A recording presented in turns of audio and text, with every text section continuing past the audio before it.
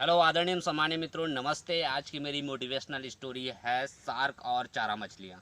यह स्टोरी आप सुनेंगे तो आप ज़रूर ही मोटिवेशन आपको मिलेगी। तो यहाँ जो स्टोरी है आप अंतिम तक सुनिएगा। एक बार एक समुद्री जीव विज्ञानी ने एक शोध के दौरान उन्होंने एक बड़ा सा टैंक का जुगाड़ किया। उस बड़े से टैंक में उन्होंने एक तरफ शार्क की मछली को डाला और एक तरफ चारा मछली को डाला। उस अंदर से बड़े टैंक में जो शार्क मछली थी वो चारा मछलियों को तुरंत आक्रामक तरीके से खाने लगी। फिर से वो समुद्री जीव विज्ञानी ने पुनः फिर से चारा मछली उस टैंक पर डाला। एक तरफ शार्क मछली थी, शार्क मछली आक्रामक तरीके से उस चारों मछलियों को खाने लगा। तो यहाँ इससे हमको यहाँ लगता है कि जो शार्क मछली थी ये छोटे चारा मछलियों को आसानी से खा लेती है। लेकिन कुछ समय बाद समुद्री जीव विज्ञानी ने एक पारदर्शी कांच का टुकड़ा उस शार्क मछली के बीच और चारा मछली के बीच में उन्होंने रख दिया।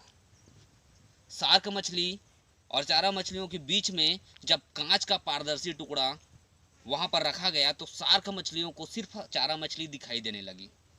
वह आक्रामक तरीके से चारा मछलियों को खाने के लिए दौड़ती थी, लेकिन वह कांच के टुकड़े से टकराकर पुनः वापस आ जाती थी।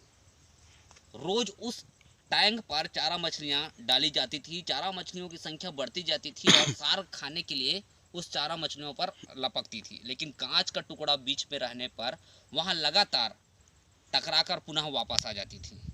वहां कई आक्रामक तरीके से उस चारा मछलियों पर अटैक करना चाहिए, लेकिन लास्ट में उन्होंने थक हार मान लिया और उस पर अटैक करना छोड़ दिया।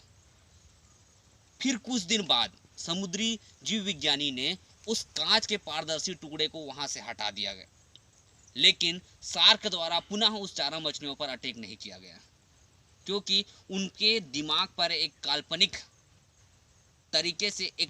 सोच बन चुकी थी कि मैं पुनः उस चारा मछलियों को पकड़ने के लिए जाऊंगी या खाने के लिए जाऊंगी तो शायद कांच का जो पारदर्शी टुकड़ा है मुझे खाने नहीं देगी।